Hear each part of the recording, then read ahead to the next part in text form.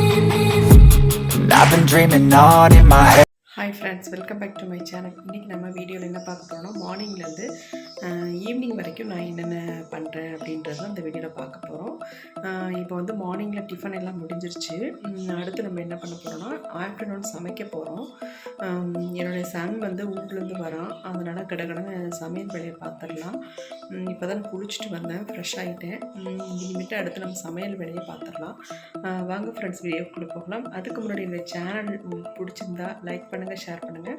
மறந்துடாம மாதா life style சேனலுக்கு subscribe பண்ணிக்கோங்க ஃப்ரெண்ட்ஸ். காலையிலே எழுதாச்சு, பால் காய வச்சுட்டேன். அடுத்து நம்ம டீ போட்டுடலாம். எனக்கு டீ போட்டிருக்கேன், அவருக்கு வந்து பாதாம் பால் ஆற்றி வச்சுருக்கேன். அப்புக்கு வந்து வரக்காப்பி தான் போட்டிருக்கேன். அந்த வரக்காப்பியில் கொஞ்சம் லெமன் புழிஞ்சு விட்டிங்கன்னா டேஸ்ட்டாக இருக்கும், குடிக்க ரொம்ப சூப்பராகவும் இருக்கும். நம்ம டீ சாப்பிட்டுட்டு அடுத்து டிஃபன் என்ன பண்ணலாம் அப்படின்னு தான் பார்க்க போகிறோம். காலையில் டிஃபன் சப்பாத்தி போட்டுடலாம் அப்படின்னு முடிவு பண்ணேன். சரி, சப்பாத்தியும் பீட்ரூட் பொரியலும் செஞ்சுட்டு அப்புக்கு வந்து லஞ்ச் கொடுத்து விட்டுக்கலாம் அதையே அப்படின்னு தான் ரெடி பண்ணிக்கிட்டு இருக்கேன். மாவு ஒரு பக்கம் பசிஞ்சு வச்சாச்சு. அடுத்து நம்ம பீட்ரூட் பொரியல் ரெடி பண்ணிக்கலாம். கொஞ்சம் எண்ணெய் ஊற்றி கடுகு, உளுத்தம்பருப்பு, கடலைப்பருப்பு எல்லாம் போட்டு நல்லா வதக்கி விட்டுட்டு கருவேப்பிலையும் கொஞ்சம் போட்டு வெங்காயம் கொஞ்சம் போட்டு நல்லா வதக்கி விட்டுக்கலாம். ஒரே ஒரு பச்சை மிளகாய் போட்டுருக்கோம். பீட்ரூட் துருவி விட்டுட்டு அதையும் போட்டாச்சு. நல்லா மிக்ஸ் பண்ணி விட்டுக்கலாம். கொஞ்சமாக தண்ணி ஆட் பண்ணி நம்ம மூடி வச்சிடலாம். ஆவியும் நல்லா வெந்துடும். தேவையான உப்பு சேர்த்துக்கலாம். இல்லை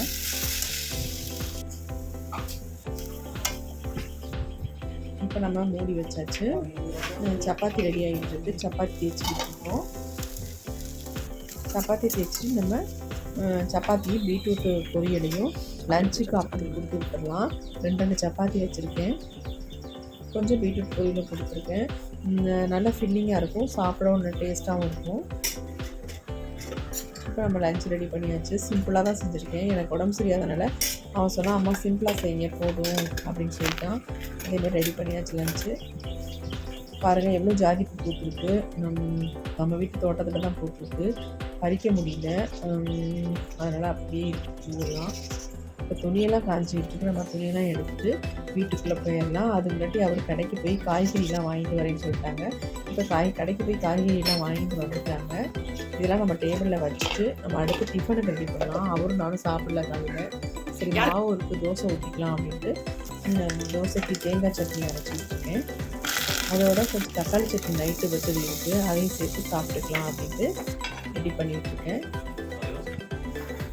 ஆளுக்கு 2 தோசை ஊற்றிக்கலாம் அப்படின்ட்டு தோசை ஊற்றி வச்சு, தோசை நல்லா முருகலாக வந்து பாருங்கள், சூப்பராக இருக்காங்க. தேங்காய் சட்னியும் தக்காளி சட்னி ஊற்றி சாப்பிட்டோம், நல்லா டேஸ்ட்டாக இருந்துச்சு. அடுத்து நம்ம என்ன பண்ண போகிறோம்னு பார்க்கலாம். என்ன சமைக்க போகிறேன்றதை வீடியோவில் பார்க்கலாம். அது மட்டும் இல்லை, நான் வந்து ஒரு சில திங்ஸ் வாங்கியிருக்கேன், அதையும் வீடியோவில் காட்டுறேன், பாருங்கள். நான் சமையல் முடிச்சுட்டு அடுத்து நம்ம என்னென்ன வாங்கியிருக்கேன் அப்படின்றத வீடியோவில் பார்க்கலாம். எங்கள் வீட்டில் பூனை குட்டி போட்டிருக்கு, 4 குட்டிங்க போட்டிருக்கு. 2 மேலு 2 ஃபீமேல். 4 பயங்கரமாக சேட்டை பண்ணும். ரொம்ப பார்க்கவே ஹாப்பியாக இருக்கும். பாருங்கள் என்ன விளையாட்டு விளையாண்டுக்கிட்டு இருக்குன்ட்டு. நாங்கள் சொல்லி வச்சுருந்தோம், பூனைக்குட்டி யாரும் வேணும்னா வாங்கிக்கோங்க அப்படின்ட்டு. நீங்கள் பாட்டுக்கு சேல் நினச்சிடாதீங்க, அப்படிலாம் ஒன்றும் இல்லை, சும்மா வேணா வாங்கிக்கோங்க அப்படின்ட்டு. இது வந்து 3ஆவது டைம் குட்டி போட்டிருக்கு. இப்போ வந்து ஒருத்தவங்க கேட்டிருக்காங்க எங்ககிட்ட, 2 குட்டி கேட்டிருக்காங்க, மேல் 1 ஃபீமேல் 1. ஏற்கனவே அவங்க 2 வாங்கியிருக்காங்க, மறுபடியும் 2 கேட்டிருக்காங்க. அதுக்கு தான் இப்போ பேக்கில் போட்டு ரெடி பண்ணிட்டாரு, கொண்டு கொடுத்துட்டு வந்துடுவாங்க. அதுக்கு முன்னாடி நம்ம கிச்சன் ஒர்க்கை பார்த்துடலாம். சமையல் கடக்கடன்னு முடிச்சிடலாம், ஏன்னா சன்னு ஊர்லேருந்து வரோம். அது முன்னாடி நான் சாப்பாடு ரெடி பண்ணணும். என்ன தான் மதியானம் அங்கே லஞ்சு சாப்பிட்டு வந்தாலும் வீட்டுக்கு வந்தால் நான் வந்து சாப்பாடு ஊட்டி விட்டால் ரொம்ப இஷ்டமாக சாப்பிடுவான். அதனால் நான் கடகடன்னு வேலையை பார்க்குறேன். முள்ளங்கி போட்டு சாம்பார் வச்சு முருங்கைக்காய் வறுவல் தான் பண்ண போகிறேன். ஒரு சிலருக்கு முள்ளங்கி சாம்பார் பிடிக்காது, நல்லா இருக்காது, ஒரு மாதிரி ஸ்மெல்லாக இருக்கும்னு நினைப்பாங்க. ஆனால் அந்த மாதிரிலாம் இல்லை, சூப்பராக இருக்கும். நான் செய்கிற மாதிரி செஞ்சிங்கன்னா ரொம்ப டேஸ்டியாகவும் இருக்கும். பருப்பு, வெங்காயம், தக்காளி வேக வச்சிடலாம். இப்போ நம்ம குக்கரை வந்து க்ளோஸ் பண்ணிடலாம். அது வந்து 2 விசில் வந்ததுக்கப்புறம் நம்ம என்ன பண்ணலான்னா, பக்கத்து அடுப்புலையே நம்ம முள்ளங்கியை வதக்கி விட்டுடலாம். இப்போ நம்ம வந்து குக்கரை மாற்றி வச்சுட்டு ஒரு கடாய் வச்சுக்கலாம். அதில் கொஞ்சம் ஆயில் சேர்த்துக்கலாம். கடுகு, வெந்தயம், ஜீரகம் போட்டு தாளிச்சிட்டு கருவேப்பிலையும் போட்டுக்கலாம். போட்டுட்டு நம்ம வெங்காயம் கொஞ்சம், தக்காளி கொஞ்சம் 2யும் போட்டு நல்லா வதக்கி விட்டுடலாம். அடுத்து என்ன பண்ணலான்னா, கொஞ்சம் முள்ளங்கி கட் பண்ணி வச்சுருக்கோம் பார்த்திங்களா, அந்த முள்ளங்கியும் போட்டு நல்லாவே வதக்கி விட்டுறணும். அப்போ தான் அந்த ஸ்மெல் போகும். குழம்பு ரொம்ப டேஸ்ட்டாக இருக்கும். சாம்பார், முள்ளங்கி சாம்பார் அவ்வளோ அருமையாக இருக்கும். ஃபஸ்ட்டு டே வைக்கிறதோட அடுத்த நாள் சாப்பிட்டோம்னா இன்னும் ரொம்ப டேஸ்ட்டாக இருக்கும். கண்டிப்பாக இந்த மெத்தடில் முள்ளங்கி சாம்பார் ட்ரை பண்ணி பாருங்கள். ஒரு சிலர் வந்து வேக வச்சு வடிச்சிருவாங்க தண்ணியை, அதுக்கப்புறம் செய்வாங்க.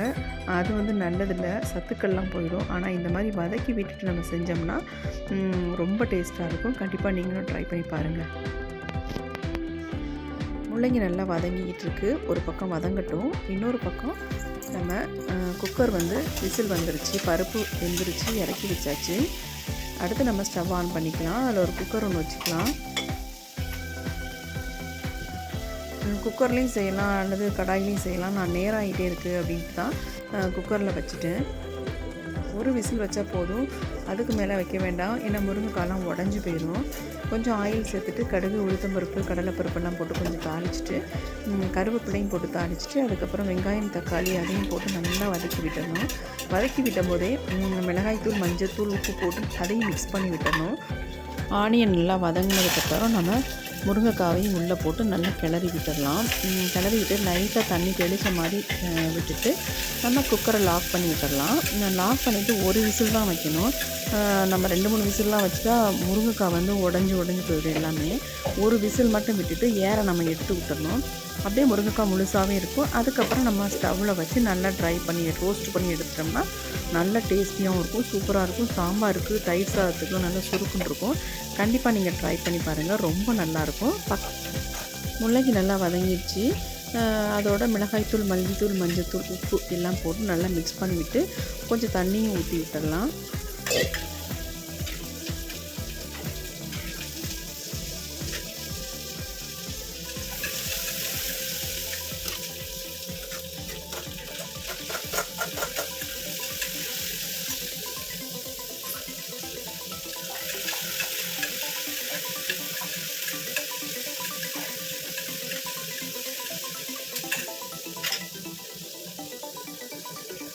நம்ம குக்கரை ஓப்பன் பண்ணி பார்க்கலாம். பருப்பு நல்லாவே வெந்திருக்கு.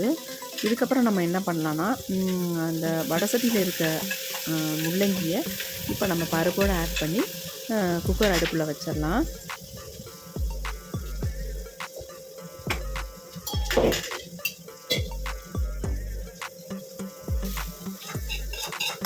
எல்லாம் ஒன்றா ஊற்றியாச்சு. ஊற்றிட்டு நல்லா மிக்ஸ் பண்ணி விட்டுட்டு கொஞ்சமாக புளி தண்ணி தேவையான அளவு கொஞ்சம் ஊற்றிட்டு நம்ம குக்கரை க்ளோஸ் பண்ணி ஒரு விசில் மட்டும் வச்சு எடுத்துடலாம்.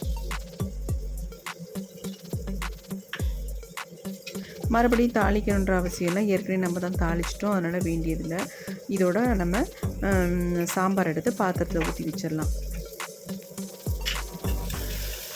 நான் குக்கரை வந்து அந்த பக்கம் மாற்றி வச்சுட்டு முருங்கைக்காவை இந்த ஸ்டவ்வில் வச்சுட்டேன். வீடியோவுக்கு தெரியணுன்றதுனால இப்படி மாற்றி வைக்கிறேன். இப்போ நமக்கு ஒரு பக்கம் சாம்பாரும் ரெடி ஆயிடுச்சு, இன்னொரு பக்கம் முருங்கைக்காய் வறுவல் நமக்கு ரெடி ஆயிடுச்சு.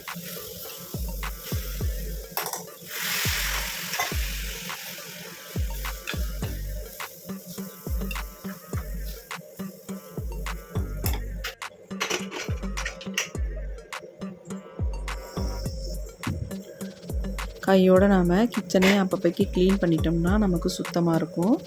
அதனால் ஸ்டவ் வந்து ஹீட்டில் இருக்கும், அந்த நேரம் நம்ம துடைக்கக்கூடாது. ஹீட்டை ஆறுனதுக்கப்புறம் நம்ம வந்து க்ளீன் பண்ணிக்கலாம்.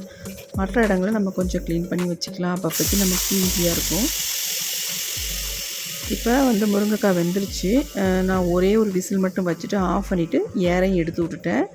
இப்போ பாருங்கள், முருங்கைக்காய் முழுசாகவே இருக்கும், உடையாமல் இருக்குது பாருங்கள், முழுசாக. இந்த மாதிரி இருந்தால் தான் சாப்பிட நல்லாயிருக்கும். உடஞ்சிச்சுன்னா ஒரு மாதிரி இருக்கும். உடையாமல் இந்த மாதிரி. அடுத்து நம்ம என்ன பண்ணலான்னா, கொஞ்சம் ஸ்டவ்வை ஆன் பண்ணிவிட்டு நல்லா ட்ரை ரோஸ்ட் பண்ணி எடுத்துக்கலாம். சூப்பராக இருக்கும். சாம்பார் சாதத்துக்கு ரொம்ப அருமையாக இருக்கும். அடுத்து இதை வந்து ஒரு ஹாட் பாக்ஸில் நம்ம எடுத்து வச்சிடலாம் எல்லாத்தையும். அவசரமாக வேலை செய்ய வேண்டியதாகிடுச்சு. என்னென்னா நிஷாந்த் வந்துடுவான்.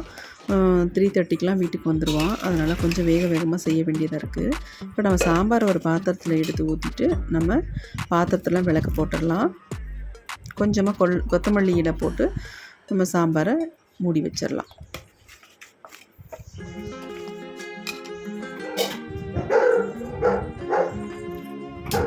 அடுத்து ரைஸையும் அடுப்பில் வச்சிடலாம். கடைசியாக தான் ரைஸ் வைப்பேன், அப்போ தான் சூடாக இருக்கும் சாப்பிட்றதுக்கு அப்படின்ட்டு. குக்கரில் தான் எப்பொழுதுமே நாங்கள் ரைஸ் வைப்போம். அதே மாதிரியே பழகி போயிடுச்சு.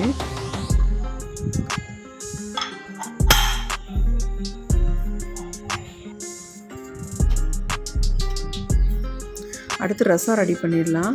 மிளகு, ஜீரகம், பூண்டு, தக்காளி, பச்சை மிளகா எல்லாமே போட்டுட்டு மிக்சியில் போட்டு அரைச்சி தாளித்து விட்டுடலாம் ரசத்தையும். டெய்லி நான் ரசம் வச்சுருவாங்க. வீட்டில் எப்பொழுதுமே ரசம் வேணும்னுவாங்க. இவருக்கு ரொம்ப ரசம்னா பிடிக்கும். அதனால் எப்பயுமே ரசம் வச்சுருவேன் நான். மற்றபடி யாரும் ஊற்றிக்க மாட்டோம். நான் எப்போயாவது ரேர் ரசம் போட்டுக்கிறது.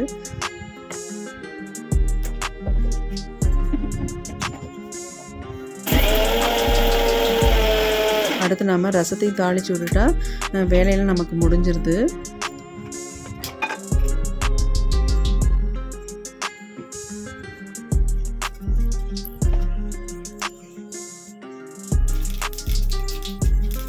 ஒரு பேன் வச்சுட்டு அதில் கொஞ்சம் எண்ணெய் சேர்த்துட்டு கடுகு உளுந்து பருப்பு போட்டுட்டு கருவேப்பிலை போட்டுட்டு பெருங்காயத்தூள் கொஞ்சம் போட்டுடலாம். போட்டு ரசத்தை நம்ம அரைச்சி வச்சுருக்கோம் பார்த்தீங்களா, அதை நம்ம ஊற்றிடுவோம். தக்காளி ரசம் தான் ரொம்ப நல்லாயிருக்கும் டேஸ்ட்டு. கொஞ்சம் லைட்டாக புளி ஊற்றிட்டேன். கொதி வந்தோடனே நம்ம இறக்கிடலாம். மல்லி இலையும் போட்டாச்சு.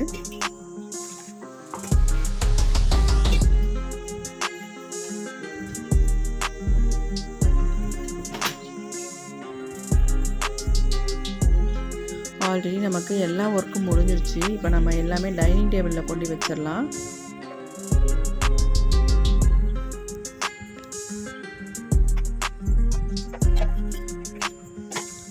ரசத்தையும் நம்ம ஒரு பாத்திரத்துக்கு மாற்றியாச்சு.